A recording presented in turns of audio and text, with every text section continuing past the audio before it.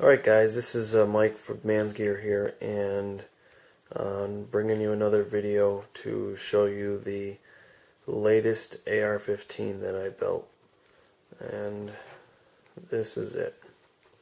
I went with the flat dark earth theme as I picked up a shake and spray kit from Larue Custom Weaponry, and initially I painted my lower receiver, which you can see here, in it's the Magpul flat dark earth. The lower receiver is a Spike's tactical multi-caliber lower receiver, and I gave it a try with that Larue Custom Weaponry shake and spray kit, which works really well. So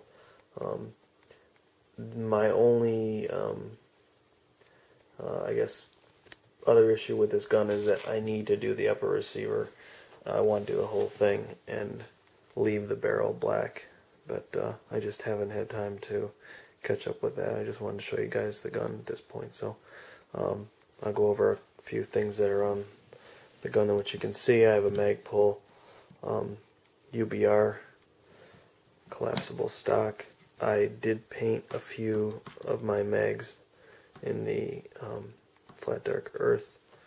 I also painted this Knight's Armament forward grip.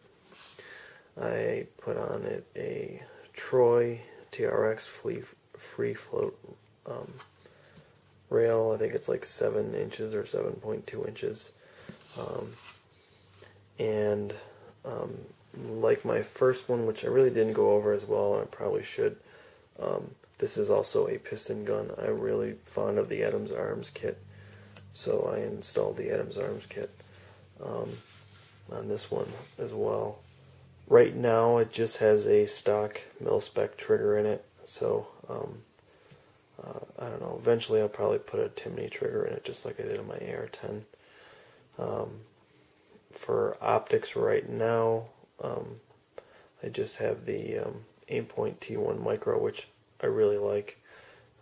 I had an aimpoint comp M4, which was a lot bigger, and while it was a great optic, great red dot, I really like the smaller aimpoint a lot better. It's lighter on the gun, and it's just, I don't know, it's just easier looking through it. But and eventually I will get flip-up sights for this, and that's why when I ordered my aimpoint T1 micro, I got it from Larue Tactical, and it comes with their mount, and the mount is set up for absolute co-witness. So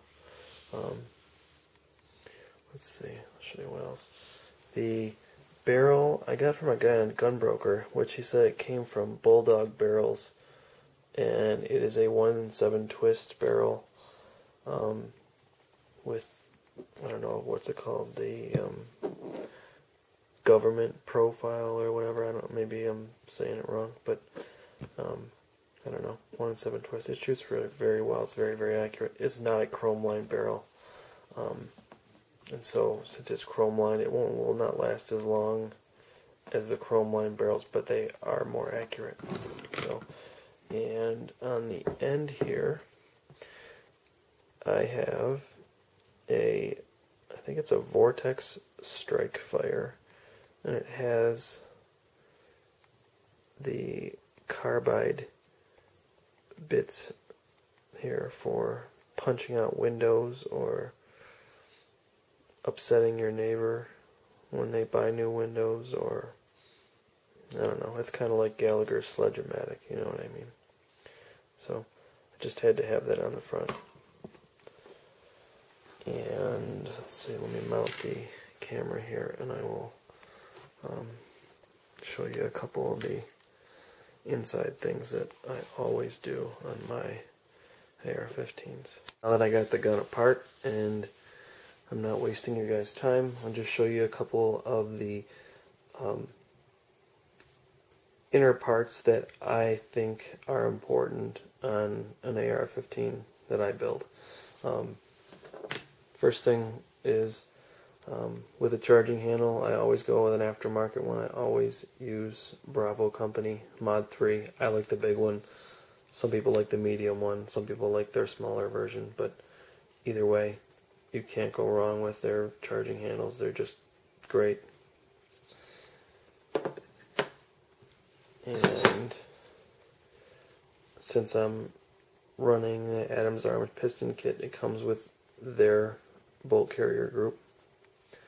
It doesn't come with a bolt, and I always use a chrome bolt. I know regular bolts work just as well, but they always run a little bit cleaner and nicer. And on all my bolts on the inside, I always take the extractor and I put the Bravo Company upgraded extractor kit on all of them.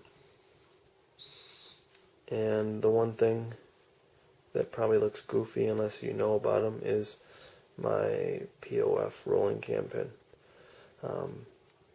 I know regular cam pins work just as well, but I think the POF rolling cam pin is better technology. I truly believe that when this bolt carrier goes back and forth in the upper receiver, the fact that this is round and it rolls along the side as opposed to something square, causing serious friction in your upper receiver, especially when your upper receiver is aluminum and the cam pin is steel, and that's just going to keep wearing in back and forth into your upper receiver as time goes on. You know, granted, the steel ones work. In my opinion, I think the rolling cam pin is the way to go. So, and the last thing that I think is important, but I guess only if you're really running a piston system, is the buffer. I get my buffers from heavybuffers.com. Clint makes all of these custom.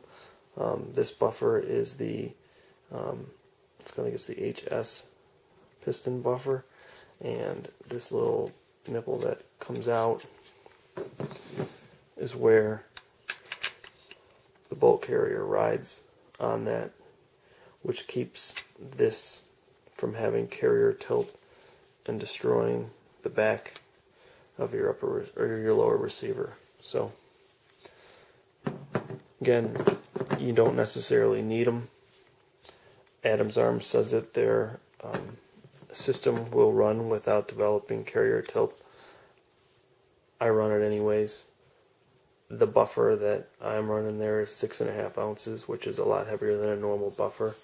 So it's just a softer shooting gun, nicer shooting gun, and albeit because it's a piston gun, it is a little bit heavier. How much heavier, I don't really know. I've never really noticed it because from the beginning, my first AR-15 that I built was a piston gun. So, but anyways, that's my latest build. If you guys have any questions, please post comments. Let me know what you think. Also, I just want to make a comment and thank everyone. I'm at 400 subscribers. I really didn't think I would be there at this point. I promise by the end of the week I'm coming up with a video for a contest. I'll probably give away some prizes from my website. And again, I appreciate all of my subscribers and everyone that's watched my videos. I know I'm not a big channel.